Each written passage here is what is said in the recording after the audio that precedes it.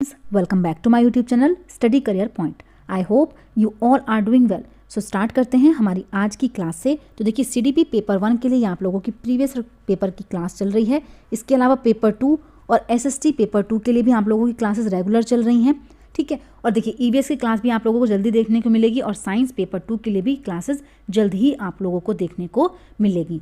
Start करते हैं first question के साथ। तो देखिए फर्स्ट क्वेश्चन यहाँ पर दिया गया है। देखिए निम्न में से कौन से कथन अधिगम के लिए आकलन के संबंध में सही हैं। फर्स्ट दिया गया है, भय पैदा करने के लिए कॉपी में सभी त्रुटियों पर लाल स्याही से घेरा बना देना चाहिए। देखिए भय बच्चों के अंदर पैदा नहीं करना है।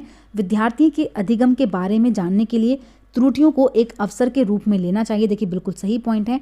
त्रुटियां जो होती हैं वो अवसर के लिए होती हैं कि बच्चा गलतियों से ही सीखता है। नेक्स्ट दिया गया है, सहपाठी आकलन का प्रयोग एक दूसरे को प्रतिपुष्टि देने के लिए किया जा सकता है। बिल्कुल सही है। इसके अलावा विद्यार्थियों द्वारा की गई त्रुटियों के प्रतिरूपों के प्रति अध्यापक को सजग होना चाहिए। देखिए तीनों ही पॉइंट्स यहाँ पर सही हैं। फर्स्ट पॉइंट को छोड़ करके ऑप्शन नंबर 4 जो हो जाएगा यहाँ पर बिल्कुल सही हो जाएगा। नेक्स्ट क्वेश्चन देखते हैं। देखिए नेक्स्ट क्वेश्चन यहाँ पर है, कक्षा में जब भी सवाल प्रस्तुत किया जाता है राखी उस सवाल के लिए अनेक नवाचारी समाधान प्रस्तुत करती है। यह राखी के किस पक्ष की ओर संकेत करता है?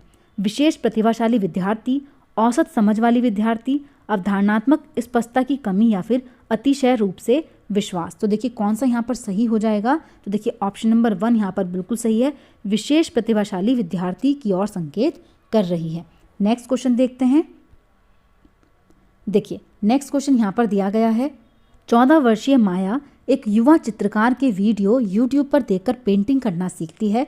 वह इस बात में विश्वास करती है कि वह पेंटिंग करने की क्षमता रखती है और सचेतता के साथ प्रक्रियाओं का अनुसरण करती है। माया के अधिगम को क्या संज्ञा दी जा सकती है? तो देखिए सहयोगात्मक अधिगम होगा, निष्क्रिय अनुकरण होगा, अवलोकनात्मक अधिगम है या फिर परासंज्ञान है। तो देखिए कौन सा यहाँ पर सही हो जाएगा? तो देखिए इसको कहा जाता है अवलोकनात्मक अधिगम, ऑब्जर्वेशनल लर्निंग, ठीक है। ऑप्शन नंबर 3 यहाँ पर सही हो जाएगा। बच्चा यहाँ पर ऑब्जर्व करके सीख रहा है। ऑप्शन नंबर 3 बिल्कुल सही है। नेक्स्ट देखते हैं। देखिए निम्न में से कौन सा कारक अधिगम हेतु आंतरिक अभिप्रेरणा को संचालित करता है या फिर अग्रता प्रदान करता है? तो देखिए पुरस्कार है, दंड है, रुचि है या फिर प्रशंसा है। तो देखिए अधिगम हेतु आंतरिक अभिप्रेरणा को कौन बढ़ाएगा? तो वो होता है हमारा इंटरेस्ट, हमारी रुचि। तो यहाँ पर देखिए कौन सा सही हो जाएगा? ऑप्शन नंबर 3 जो है बिल्कुल सही हो जाएगा। नेक्स्ट क्वेश्चन देखते हैं।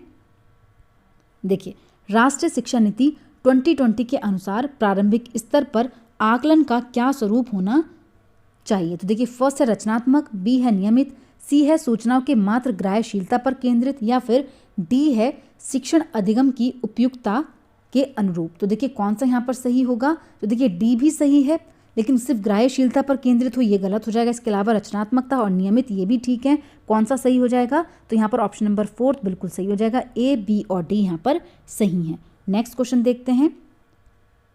समावेशन को समुन्नत करने के लिए अध्यापक को क्या करना चाहिए? प्रतियोगिताओं को प्रोत्साहित करना चाहिए, अध्यापक केंद्रित शिक्षण शास्त्र विधियों को क्रियान्वित करना चाहिए, व्यक्तिगत विभिन्नताओं को अनदेखा करना चाहिए या फिर अधिगम के सार्वभौमिक अभिकल्प को क्रियान्वित करना चाहिए? तो देखिए कौन सा यहाँ पर सही पॉइंट हो जाएगा? तो देखिए अधिगम के सार्वभौमिक अभिकल्प को जो यूनिवर्सल डिज़ाइन है उसको क्या करना चाहिए?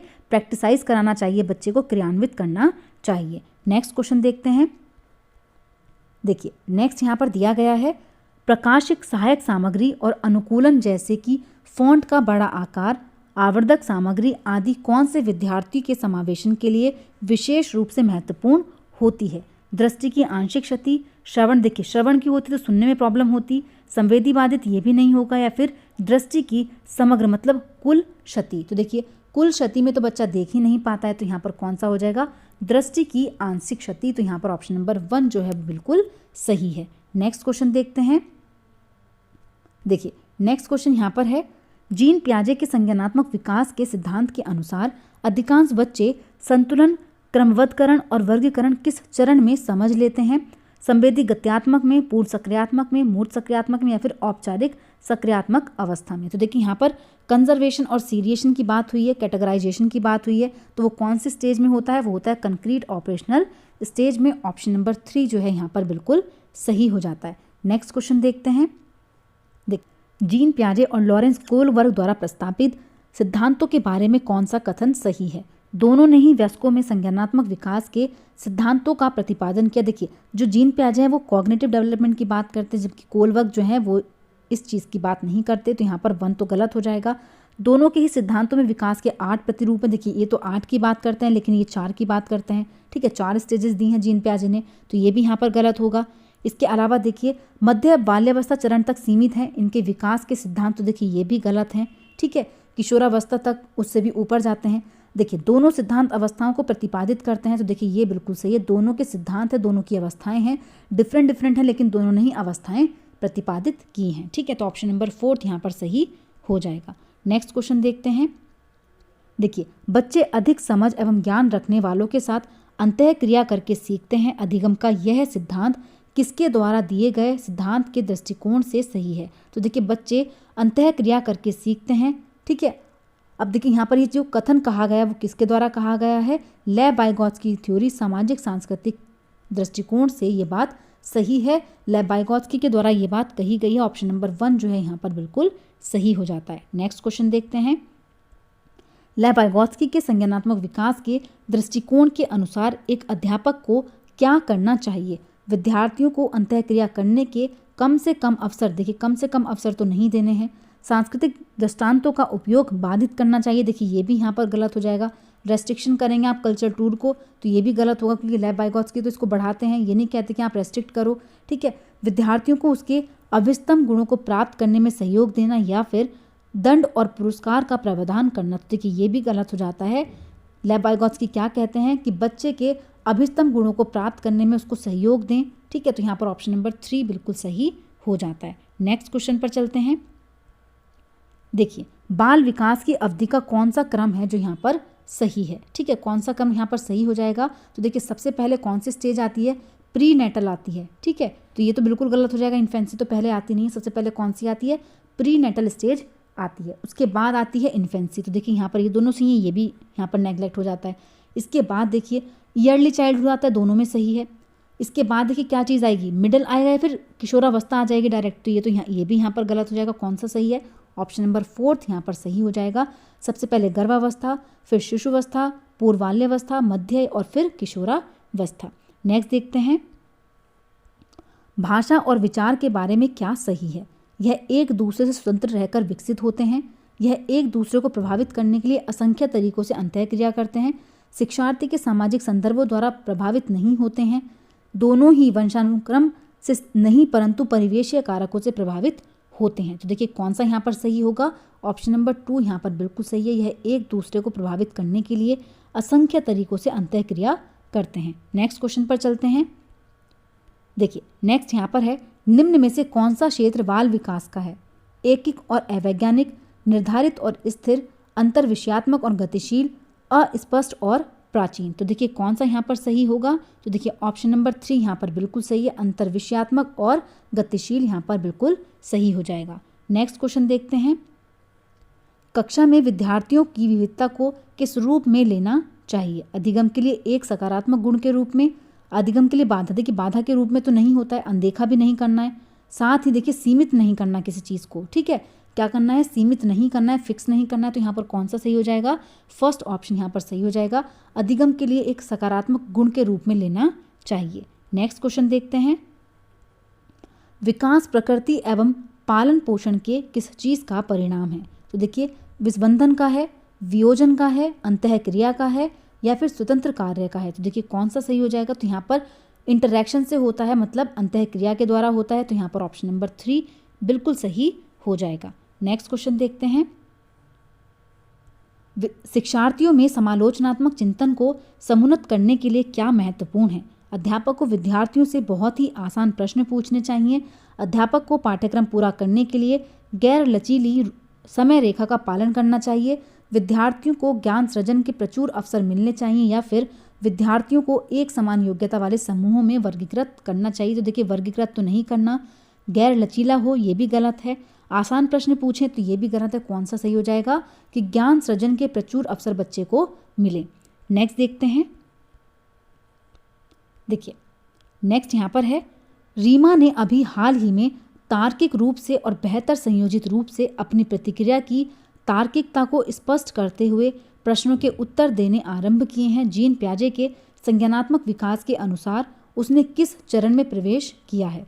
संवेदी गत्यात्मक में, पूर्व सक्रियात्मक में, मूर्त सक्रियात्मक में या फिर औपचारिक सक्रियात्मक अवस्था में। तो देखिए यहाँ पर जो बच्चा है वो क्या कर रहा है, तार्किक रूप से देखिए तार्किकता को स्पष्ट करते हुए प्रश्नों के उत्तर देने आरंभ किए हैं उसने। ठीक है, तो यहाँ पर कौन सा पॉइंट सही हो जाएगा, कौन सी अवस्था में है बच्चा? तो देखिए बच्चा लॉजिक कर पा रहा है, तो बच्चा कौन से स्टेज में हो जाएगा? मूर्त सक्रियात्मक अवस्था में। ऑप्शन नंबर 3 जो है वो यहाँ पर बिल्कुल सही है। नेक्स्ट देखते हैं। देखिए प्रवीण के माता पिता जानबूझकर घरेलू कार्यों के अप्रातिनिधिक स्वरूपों में संलग्न रहते हैं, जैसे कि पिता भोजन पकाने का कार्य करते हैं, माता घर के खराब हो गए इलेक्ट्रॉनिक उपकरणों की मरम्मत करती हैं। इस प्रकार के परिवेश में प्रवीण की क्या प्रवृत्ति होगी? जेंडर रूढ़िवाद विभेदीकरण का समर्थन करेगा, जेंडर रूढ़िवाद धारणाओं पर प्रश्न करेगा, या फिर जेंडर स्कीमा को सुदृढ़ करेगा, या फिर जेंडर नामीकरण के अनुकूल व्यवहार करेगा? तो देखिए कौन सा यहाँ पर सही हो जाएगा? तो देखिए जेंडर रूढ़िवाद धारणाओं पर प्रश्न करेगा, वो इसलिए करेगा कि जो पिता है वो घर का काम कर रहे हैं और जो माता है वो बाहर का काम कर रही हैं। नेक्स्ट देखते हैं। देखिए एक ऐसी कक्षा जहां विद्यार्थियों को जोड़ीदार प्रदत्त कार्य, समूह कार्य, चर्चाओं में भाग लेने के लिए प्रोत्साहित किया जाता है, उन कक्षाओं की क्या विशेषता होती है? देखिए पैसिव तो वहाँ पर बच्चा नहीं होगा, निष्क्रिय अधिगम ये तो गलत हो जाएगा। ठीक है, रोट मेमोराइजेशन कंठस्थीकरण यहाँ पर नहीं करा रहे हैं बच्चे को, ना ही कोई इंस्ट्रक्शन बेस्ड लर्निंग है। क्या हो जाएगा? सहयोगात्मक अधिगम की यहाँ पर बात हो रही है। ऑप्शन नंबर 2 जो है यहाँ पर बिल्कुल सही है। नेक्स्ट क्वेश्चन देखते हैं। देखिए नेक्स्ट क्वेश्चन है अभिकथन ए यहाँ पर दिया गया है, वंचित समूह के विद्यार्थियों के समावेशन को सफल बनाने के लिए यह महत्वपूर्ण है कि उनकी संस्कृति के पहलुओं को विभिन्न गतिविधियों के माध्यम से शामिल किया जाए। देखिए बिल्कुल सही पॉइंट है।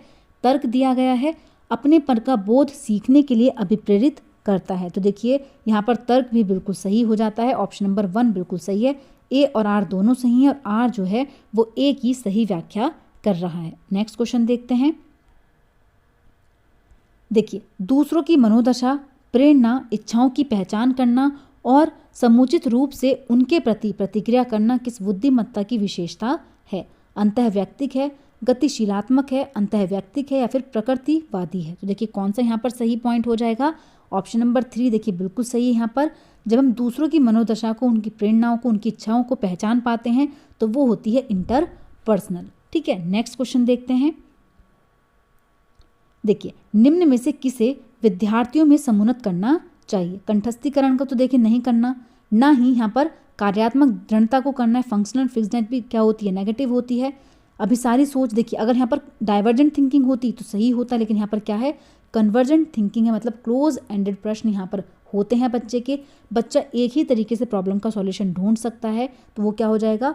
वो क्या हो जाएगी? बच्चे की कन्वर्जेंट थिंकिंग हो जाती है। तो यहाँ पर इन चीज़ों को हमें प्रमोट नहीं करना है, बल्कि क्रिटिकल थिंकिंग को यहाँ पर प्रमोट करना है। ऑप्शन नंबर 2 जो है वो बिल्कुल सही हो जाएगा। नेक्स्ट क्वेश्चन देखते हैं। देखिए अभिकथन ए यहाँ पर दिया गया है, अध्यापक को ऐसी शिक्षण शास्त्रीय प्रविधियों और विषय वस्तु का चयन करना चाहिए जो विद्यार्थियों में नवीन ज्ञान के सृजन और उच्च क्रमीय कौशल को समुन्नत करने का कार्य करती हैं। देखिए बिल्कुल सही पॉइंट है। तर्क दिया गया है, बच्चों में नवीन ज्ञान के सृजन और उसकी व्याख्या करने की योग्यता होती है। तो देखिए दोनों ही पॉइंट यहाँ पर सही हैं और आर जो है वो ए की सही व्याख्या कर रहा है। नेक्स्ट क्वेश्चन देखते हैं। देखिए नेक्स्ट यहाँ पर है, अधिगम अधिक प्रभावशाली रूप से होता है अगर कक्ष वातावरण भयमुक्त हो। अध्यापक विद्यार्थियों के अधिगम संबंधित व्यक्तिगत अंतरों को देखिए अनदेखा नहीं करना है। ठीक है, चीज़ों को जटिल नहीं बनाना है, डिफिकल्ट नहीं बनाना है। ठीक है, विद्यार्थियों के मतों को संप्रति की व्याख्या के दौरान न अपनाया जाए। तो देखिए ये भी यहाँ पर गलत होगा। कौन सा सही है? कक्ष वातावरण भय मुक्त हो, ये यहाँ पर सही हो जाएगा। नेक्स्ट क्वेश्चन देखते हैं। देखिए स्वलीनता विकार से जूझ रहे विद्यार्थियों की प्राय कौन सी सामर्थ्य है? विवरणों के प्रति सजगता, अपनी भावनाओं की अभिव्यक्ति, प्रखर संप्रेषणात्मक कौशल या फिर एक कार्य से दूसरे कार्य की ओर आसानी से जाना। तो देखिए कौन सा यहाँ पर सही पॉइंट हो जाएगा? तो देखिए ऑप्शन नंबर 1 यहाँ पर बिल्कुल सही है। पेइंग अटेंशन टू डिटेल, विवरणों के प्रति क्या करना, ध्यान देना बिल्कुल सही हो जाता है। ठीक है, नेक्स्ट देखते हैं। देखिए नेक्स्ट क्वेश्चन यहाँ पर है, अभिकथन ए दिया गया है, विद्यालयों को सीखने की प्रक्रिया में भावनात्मक पहलू को ध्यान में रखना और पोषित करना चाहिए। बिल्कुल सही है। भावनाएं संज्ञान से पृथक नहीं है, ये भी पॉइंट यहाँ पर सही हो जाएगा। ऑप्शन नंबर 1 बिल्कुल सही है। ए और आर दोनों सही हैं और आर जो है वो ए की सही व्याख्या कर रहा है। नेक्स्ट क्वेश्चन देखते हैं। देखिए नेक्स्ट क्वेश्चन यहाँ पर है, वह कौन सी समस्या समाधान प्रक्रिया है जिसमें निर्धारित चरण दर चरण विधि का अनुसरण किया जाता है। देखिए स्टेप बाय स्टेप प्रोसेस कौन सी उसमें किया जाता है, अनुरूपी सोच, अनुमानी, प्रयत्न एवं त्रुटि या फिर कलन विधि। तो देखिए स्टेप बाय स्टेप प्रोसेस जो होता है वो किस में होता है, तो वो होता है एल्गोरिथम में। ऑप्शन नंबर 4 जो हो जाएगा यहाँ पर बिल्कुल सही हो जाएगा। नेक्स्ट क्वेश्चन देखते हैं, निम्नलिखित में से कौन सा अधिगम के लिए बाधक बन सकता है। फर्स्ट पॉइंट है लचीली पाठ्यचर्या, अधिगम के लिए बहुसंवेदी उपागम, विद्यार्थियों का एक समान योग्यता के आधार पर समूहीकरण, देखिए लेबलिंग नहीं करनी बच्चे को, अध्यापक द्वारा रचनावादी शिक्षण शास्त्रीय प्रविधियों का प्रयोग करना। देखिए बाधक पूछा गया था तो कौन सा नेगेटिव है, वो है ऑप्शन नंबर 3। नेक्स्ट देखते हैं। देखिए लास्ट क्वेश्चन है यहाँ पर, निम्न में से कौन से अधिगम को प्रभावित करने वाले परिवेशीय कारक हैं और व्यक्तिगत कारक नहीं हैं। समझ का स्तर, भावनात्मक लब्धि, शिक्षण अधिगम सामग्री या फिर सीखने के लिए आंतरिक अभिप्रेरणा। तो देखिए कौन सा यहाँ पर नेगेटिव पूछा गया, कौन सा यहाँ पर नेगेटिव है, तो देखिए ऑप्शन नंबर 3 जो है यहाँ पर बिल्कुल सही हो जाएगा। शिक्षण अधिगम सामग्री यहाँ पर क्या हो जाएगी, व्यक्तिगत कारक नहीं है, क्या है, परिवेशीय कारक हैं। ठीक है, ऑप्शन नंबर 3 जो है यहाँ पर बिल्कुल सही है। तो देखिए आज की क्लास यहीं पर कंप्लीट होती है। अगर आप लोगों को मेरी क्लास अच्छी लगी हो तो प्लीज़ मेरे चैनल को लाइक करें, सब्सक्राइब करें और शेयर करें। ऐसे ही और वीडियोज़ के लिए मेरे चैनल पर बने रहिए। Thank you.